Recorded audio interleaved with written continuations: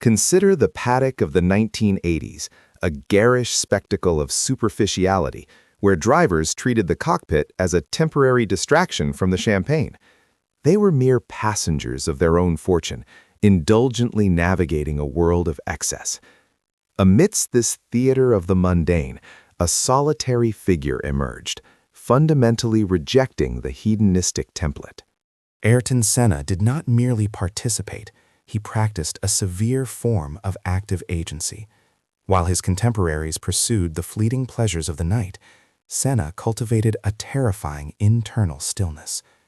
To the casual observer, he was a driver. To the initiated, he was a monk, whose monastery was built of carbon fiber. Observe the introduction of discipline into a sport that had long prioritized flair over fortitude. Senna pioneered a rigorous physical regimen, treating his body not as a vessel for pleasure, but as a calibrated instrument of performance. This was the first seismic cultural shift, the transformation of the racer into an athlete. Talent, in Senna's estimation, was a vulgarity, if not wedded to absolute discipline. He viewed the wasted potential of his peers with a cold, aristocratic disdain.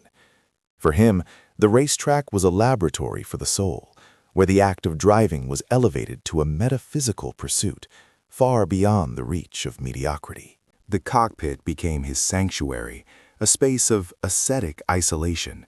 Here, the noise of the world was replaced by the singular scream of the engine. Senna's focus was not merely professional, it was liturgical. He sought a spiritual fusion with the machine, a state of grace that his hedonistic rivals could never comprehend. While others relied on intuition and luck, Senna functioned as a human computer. His sensory perception of the engine's rhythm reached a level of precision that contemporary technology struggled to quantify. This intellectualization of speed was a profound affront to the era's bon vivants, who preferred the ignorance of the intoxicated and lazy. This was not about the victory of a man, but the victory of a philosophy. Senna imposed a new hierarchy, one where the most devoted commanded the greatest authority. His presence forced a recalibration of the sport's values, demanding a level of commitment that many found intrusive, yet none could ultimately ignore. In Brazil, a nation grappling with hyperinflation and a fractured identity, Senna's asceticism became a beacon of technological competence. He demonstrated that agency was not a gift, but a choice. Through him, a population learned that precision and obsession were the only valid responses to a world governed by chaotic, noisy mediocrity. The price of such singular focus is invariably a profound isolation. The ascetic is rarely loved by the hedonist. He is merely tolerated or feared. Senna's refusal to engage in the trivialities of the paddock marked him as an outsider, a mystic whose internal landscape was inaccessible to those seeking only a trophy. Thus, the chapter of the ascetic concludes with a stark realization: greatness is a form of violence against the comfortable. Senna did not seek to fit into the world. He sought to bend it to his will. His obsession remains a testament to the fact that one must first master oneself before mastering destiny. He was the pilot. Consider the paddock of the 1980s, a garish spectacle of superficiality, where drivers treated the cockpit as a temporary distraction from the champagne. They were mere passengers of their own fortune, indulgently navigating a world of excess. Amidst this theater of the mundane, a solitary figure emerged, fundamentally rejecting the hedonistic template. Ayrton Senna did not merely participate, he practiced a severe form of active agency. While his contemporaries pursued the fleeting pleasures of the night, Senna cultivated a terrifying internal stillness. To the casual observer, he was a driver. To the initiated, he was a monk, whose monastery was built of carbon fiber. Observe the introduction of discipline into a sport that had long prioritized flair over fortitude. Senna pioneered a rigorous physical regimen, treating his body not as a vessel for pleasure, but as a calibrated instrument of performance. This was the first seismic cultural shift, the transformation of the racer into an athlete. Talent, in Senna's estimation, was a vulgarity, if not wedded to absolute discipline. He viewed the wasted potential of his peers with a cold, aristocratic disdain. For him, the racetrack was a laboratory for the soul, where the act of driving was elevated to a metaphysical pursuit, far beyond the reach of mediocrity. The cockpit became his sanctuary, a space of ascetic isolation. Here, the noise of the world was replaced by the singular scream of the engine. Senna's focus was not merely professional, it was liturgical. He sought a spiritual fusion with the machine, a state of grace that his hedonistic rivals could never comprehend. While others relied on intuition and luck, Senna functioned as a human computer. His sensory perception of the engine's rhythm reached a level of precision that contemporary technology struggled to quantify. This intellectualization of speed was a profound affront to the era's bon vivants, who preferred the ignorance of the intoxicated and lazy. This was not about the victory of a man, but the victory of a philosophy. Senna imposed a new hierarchy, one where the most devoted commanded the greatest authority. His presence forced a recalibration of the sport's values, demanding a level of commitment that many found intrusive, yet none could ultimately ignore. In Brazil, a nation grappling with hyperinflation and a fractured identity, Senna's asceticism became a beacon of technological competence. He demonstrated that agency was not a gift, but a choice. Through him, a population learned that precision and obsession were the only valid responses to a world governed by chaotic, noisy mediocrity. The price of such singular focus is invariably a profound isolation. The ascetic is rarely loved by the hedonist. He is merely tolerated or feared. Senna's refusal to engage in the trivialities of the paddock marked him as an outsider, a mystic whose internal landscape was inaccessible to those seeking only a trophy. Thus, the chapter of the ascetic concludes with a stark realization: greatness is a form of violence against the comfortable. Senna did not seek to fit into the world. He sought to bend it to his will. His obsession remains a testament to the fact that one must first master oneself before mastering destiny. He was the pilot. Consider the paddock of the 1980s, a garish spectacle of superficiality, where drivers treated the cockpit as a temporary distraction from the champagne. They were mere passengers of their own fortune, indulgently navigating a world of excess. Amidst this theater of the mundane, a solitary figure emerged, fundamentally rejecting the hedonistic template. Ayrton Senna did not merely participate, he practiced a severe form of active agency.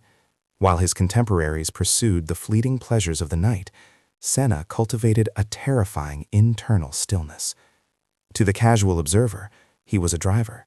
To the initiated, he was a monk, whose monastery was built of carbon fiber. Observe the introduction of discipline into a sport that had long prioritized flair over fortitude. Senna pioneered a rigorous physical regimen, treating his body not as a vessel for pleasure, but as a calibrated instrument of performance. This was the first seismic cultural shift, the transformation of the racer into an athlete. Talent, in Senna's estimation, was a vulgarity, if not wedded to absolute discipline. He viewed the wasted potential of his peers with a cold, aristocratic disdain. For him, the racetrack was a laboratory for the soul, where the act of driving was elevated to a metaphysical pursuit, far beyond the reach of mediocrity. The cockpit became his sanctuary, a space of ascetic isolation. Here, the noise of the world was replaced by the singular scream of the engine. Senna's focus was not merely professional, it was liturgical. He sought a spiritual fusion with the machine, a state of grace that his hedonistic rivals could never comprehend. While others relied on intuition and luck, Senna functioned as a human computer. His sensory perception of the engine's rhythm reached a level of precision that contemporary technology struggled to quantify. This intellectualization of speed was a profound affront to the era's bon vivants, who preferred the ignorance of the intoxicated and lazy. This was not about the victory of a man, but the victory of a philosophy. Senna imposed a new hierarchy, one where the most devoted commanded the greatest authority. His presence forced a recalibration of the sport's values, demanding a level of commitment that many found intrusive, yet none could ultimately ignore. In Brazil, a nation grappling with hyperinflation and a fractured identity, Senna's asceticism became a beacon of technological competence. He demonstrated that agency was not a gift, but a choice. Through him, a population learned that precision and obsession were the only valid responses to a world governed by chaotic, noisy mediocrity. The price of such singular focus is invariably a profound isolation. The ascetic is rarely loved by the hedonist. He is merely tolerated or feared. Senna's refusal to engage in the trivialities of the paddock marked him as an outsider, a mystic whose internal landscape was inaccessible to those seeking only a trophy. Thus, the chapter of the ascetic concludes with a stark realization: greatness is a form of violence against the comfortable. Senna did not seek to fit into the world. He sought to bend it to his will. His obsession remains a testament to the fact that one must first master oneself before mastering destiny. He was the pilot. Consider the paddock of the 1980s, a garish spectacle of superficiality, where drivers treated the cockpit as a temporary distraction from the champagne. They were mere passengers of their own fortune, indulgently navigating a world of excess. Amidst this theater of the mundane, a solitary figure emerged, fundamentally rejecting the hedonistic template. Ayrton Senna did not merely participate, he practiced a severe form of active agency. While his contemporaries pursued the fleeting pleasures of the night, Senna cultivated a terrifying internal stillness. To the casual observer, he was a driver.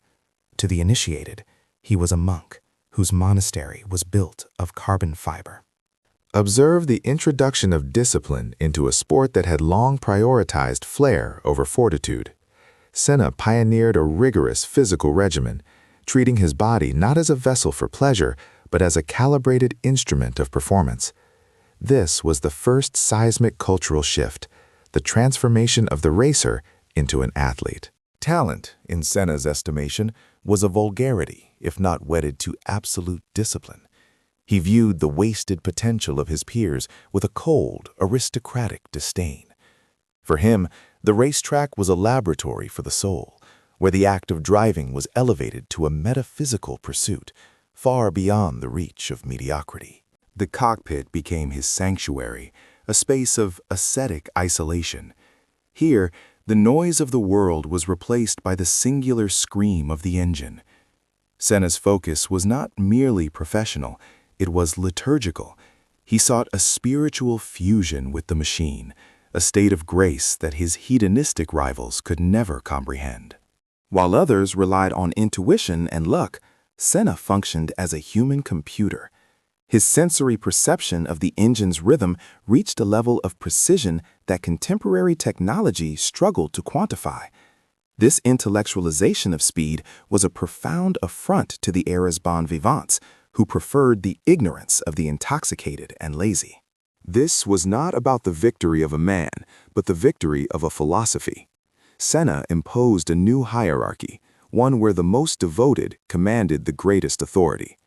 His presence forced a recalibration of the sport's values, demanding a level of commitment that many found intrusive, yet none could ultimately ignore. In Brazil, a nation grappling with hyperinflation and a fractured identity, Senna's asceticism became a beacon of technological competence. He demonstrated that agency was not a gift, but a choice. Through him, a population learned that precision and obsession were the only valid responses to a world governed by chaotic, noisy mediocrity. The price of such singular focus is invariably a profound isolation. The ascetic is rarely loved by the hedonist. He is merely tolerated or feared. Senna's refusal to engage in the trivialities of the paddock marked him as an outsider, a mystic whose internal landscape was inaccessible to those seeking only a trophy. Thus, the chapter of the ascetic concludes with a stark realization: greatness is a form of violence against the comfortable. Senna did not seek to fit into the world. He sought to bend it to his will. His obsession remains a testament to the fact that one must first master oneself before mastering destiny. He was the pilot. Consider the paddock of the 1980s, a garish spectacle of superficiality, where drivers treated the cockpit as a temporary distraction from the champagne. They were mere passengers of their own fortune, indulgently navigating a world of excess. Amidst this theater of the mundane, a solitary figure emerged, fundamentally rejecting the hedonistic template. Ayrton Senna did not merely participate, he practiced a severe form of active agency. While his contemporaries pursued the fleeting pleasures of the night, Senna cultivated a terrifying internal stillness. To the casual observer, he was a driver. To the initiated, he was a monk, whose monastery was built of carbon fiber. Observe the introduction of discipline into a sport that had long prioritized flair over fortitude. Senna pioneered a rigorous physical regimen, treating his body not as a vessel for pleasure, but as a calibrated instrument of performance.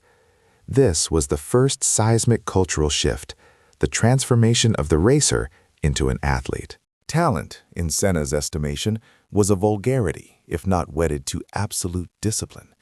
He viewed the wasted potential of his peers with a cold, aristocratic disdain. For him, the racetrack was a laboratory for the soul, where the act of driving was elevated to a metaphysical pursuit, far beyond the reach of mediocrity. The cockpit became his sanctuary, a space of ascetic isolation. Here, the noise of the world was replaced by the singular scream of the engine. Senna's focus was not merely professional, it was liturgical. He sought a spiritual fusion with the machine, a state of grace that his hedonistic rivals could never comprehend. While others relied on intuition and luck, Senna functioned as a human computer. His sensory perception of the engine's rhythm reached a level of precision that contemporary technology struggled to quantify. This intellectualization of speed was a profound affront to the era's bon vivants, who preferred the ignorance of the intoxicated and lazy. This was not about the victory of a man, but the victory of a philosophy. Senna imposed a new hierarchy, one where the most devoted commanded the greatest authority. His presence forced a recalibration of the sport's values, demanding a level of commitment that many found intrusive, yet none could ultimately ignore. In Brazil, a nation grappling with hyperinflation and a fractured identity, Senna's asceticism became a beacon of technological competence. He demonstrated that agency was not a gift, but a choice. Through him, a population learned that precision and obsession were the only valid responses to a world governed by chaotic, noisy mediocrity. The price of such singular focus is invariably a profound isolation. The ascetic is rarely loved by the hedonist. He is merely tolerated or feared. Senna's refusal to engage in the trivialities of the paddock marked him as an outsider, a mystic whose internal landscape was inaccessible to those seeking only a trophy. Thus, the chapter of the ascetic concludes with a stark realization: greatness is a form of violence against the comfortable. Senna did not seek to fit into the world. He sought to bend it to his will. His obsession remains a testament to the fact that one must first master oneself before mastering destiny. He was the pilot. Consider the paddock of the 1980s, a garish spectacle of superficiality, where drivers treated the cockpit as a temporary distraction from the champagne. They were mere passengers of their own fortune, indulgently navigating a world of excess. Amidst this theater of the mundane, a solitary figure emerged, fundamentally rejecting the hedonistic template. Ayrton Senna did not merely participate, he practiced a severe form of active agency. While his contemporaries pursued the fleeting pleasures of the night, Senna cultivated a terrifying internal stillness. To the casual observer, he was a driver. To the initiated, he was a monk, whose monastery was built of carbon fiber. Observe the introduction of discipline into a sport that had long prioritized flair over fortitude. Senna pioneered a rigorous physical regimen, treating his body not as a vessel for pleasure, but as a calibrated instrument of performance. This was the first seismic cultural shift, the transformation of the racer into an athlete. Talent, in Senna's estimation, was a vulgarity, if not wedded to absolute discipline. He viewed the wasted potential of his peers with a cold, aristocratic disdain. For him, the racetrack was a laboratory for the soul, where the act of driving was elevated to a metaphysical pursuit, far beyond the reach of mediocrity. The cockpit became his sanctuary, a space of ascetic isolation. Here, the noise of the world was replaced by the singular scream of the engine. Senna's focus was not merely professional, it was liturgical. He sought a spiritual fusion with the machine, a state of grace that his hedonistic rivals could never comprehend. While others relied on intuition and luck, Senna functioned as a human computer. His sensory perception of the engine's rhythm reached a level of precision that contemporary technology struggled to quantify. This intellectualization of speed was a profound affront to the era's bon vivants, who preferred the ignorance of the intoxicated and lazy. This was not about the victory of a man, but the victory of a philosophy. Senna imposed a new hierarchy, one where the most devoted commanded the greatest authority. His presence forced a recalibration of the sport's values, demanding a level of commitment that many found intrusive, yet none could ultimately ignore. In Brazil, a nation grappling with hyperinflation and a fractured identity, Senna's asceticism became a beacon of technological competence. He demonstrated that agency was not a gift, but a choice.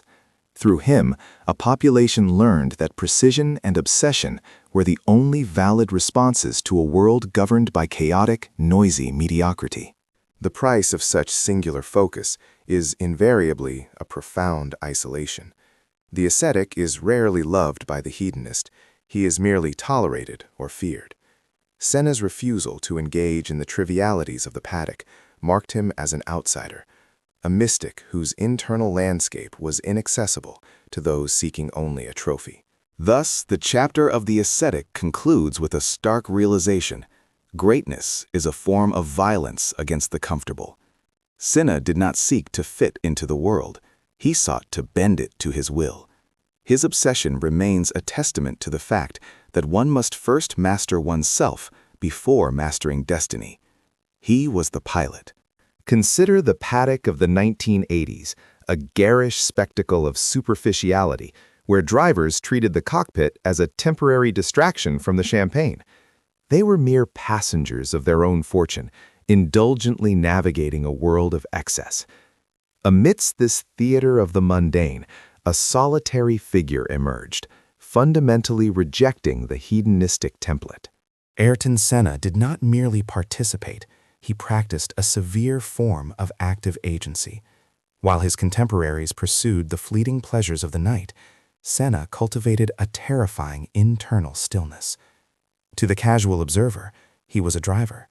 To the initiated, he was a monk, whose monastery was built of carbon fiber.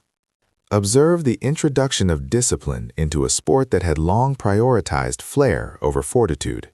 Senna pioneered a rigorous physical regimen, treating his body not as a vessel for pleasure, but as a calibrated instrument of performance. This was the first seismic cultural shift, the transformation of the racer into an athlete. Talent, in Senna's estimation, was a vulgarity, if not wedded to absolute discipline. He viewed the wasted potential of his peers with a cold, aristocratic disdain.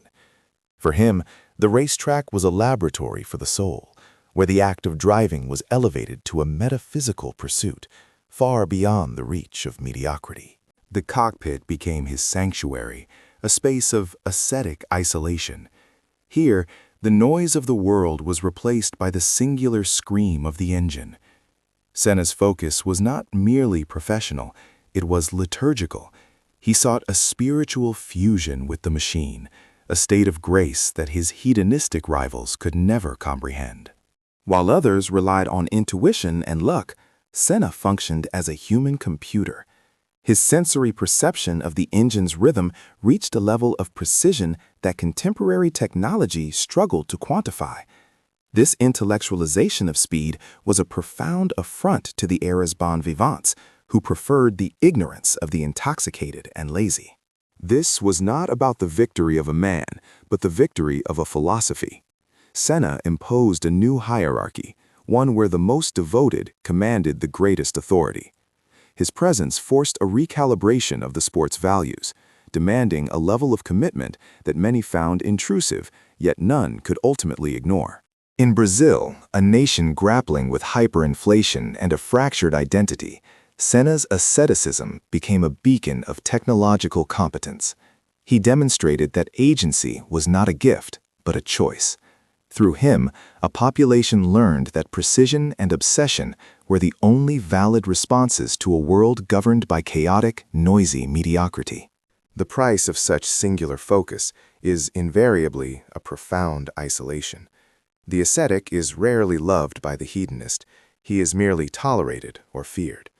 Senna's refusal to engage in the trivialities of the paddock marked him as an outsider, a mystic whose internal landscape was inaccessible to those seeking only a trophy. Thus, the chapter of the ascetic concludes with a stark realization: greatness is a form of violence against the comfortable. Senna did not seek to fit into the world. He sought to bend it to his will. His obsession remains a testament to the fact that one must first master oneself before mastering destiny. He was the pilot. Consider the paddock of the 1980s, a garish spectacle of superficiality, where drivers treated the cockpit as a temporary distraction from the champagne. They were mere passengers of their own fortune, indulgently navigating a world of excess. Amidst this theater of the mundane, a solitary figure emerged, fundamentally rejecting the hedonistic template. Ayrton Senna did not merely participate, he practiced a severe form of active agency. While his contemporaries pursued the fleeting pleasures of the night, Senna cultivated a terrifying internal stillness.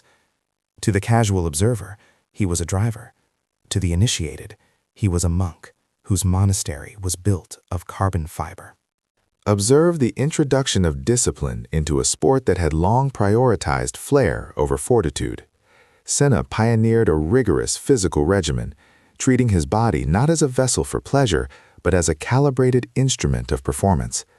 This was the first seismic cultural shift, the transformation of the racer into an athlete. Talent, in Senna's estimation, was a vulgarity, if not wedded to absolute discipline. He viewed the wasted potential of his peers with a cold, aristocratic disdain. For him, the racetrack was a laboratory for the soul, where the act of driving was elevated to a metaphysical pursuit, far beyond the reach of mediocrity. The cockpit became his sanctuary, a space of ascetic isolation. Here, the noise of the world was replaced by the singular scream of the engine. Senna's focus was not merely professional, it was liturgical. He sought a spiritual fusion with the machine, a state of grace that his hedonistic rivals could never comprehend. While others relied on intuition and luck, Senna functioned as a human computer. His sensory perception of the engine's rhythm reached a level of precision that contemporary technology struggled to quantify. This intellectualization of speed was a profound affront to the era's bon vivants, who preferred the ignorance of the intoxicated and lazy. This was not about the victory of a man, but the victory of a philosophy. Senna imposed a new hierarchy, one where the most devoted commanded the greatest authority. His presence forced a recalibration of the sport's values, demanding a level of commitment that many found intrusive, yet none could ultimately ignore. In Brazil, a nation grappling with hyperinflation and a fractured identity, Senna's asceticism became a beacon of technological competence. He demonstrated that agency was not a gift, but a choice. Through him, a population learned that precision and obsession were the only valid responses to a world governed by chaotic, noisy mediocrity. The price of such singular focus is invariably a profound isolation. The ascetic is rarely loved by the hedonist. He is merely tolerated or feared. Senna's refusal to engage in the trivialities of the paddock marked him as an outsider, a mystic whose internal landscape was inaccessible to those seeking only a trophy. Thus, the chapter of the ascetic concludes with a stark realization: greatness is a form of violence against the comfortable. Senna did not seek to fit into the world. He sought to bend it to his will. His obsession remains a testament to the fact that one must first master oneself before mastering destiny. He was the pilot,